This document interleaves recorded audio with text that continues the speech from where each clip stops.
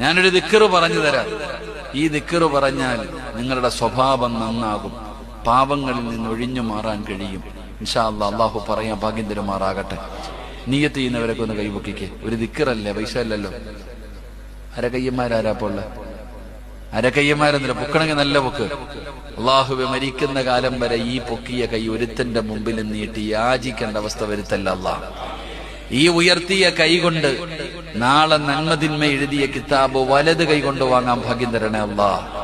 അള്ളാഹുവെ, നബിതങ്ങളുടെ കയ്യിൽ നിന്ന് ഹൗലുൽ കൗസർ വാങ്ങിച്ചു കുടിക്കാൻ ഈ ഉയർത്തിയ കൈക്ക് ഭാഗ്യം നൽകണേ അല്ലാഹ്.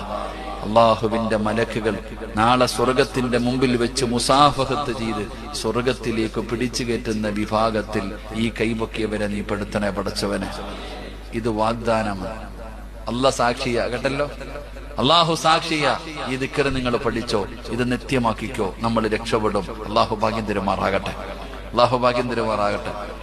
താഴ്ത്തണ കൈ താഴ്ത്തിക്കാൻ മോനെ കൈ. അൽഹംദുലില്ലാഹ്, അവൻ വെക്കിക്ക.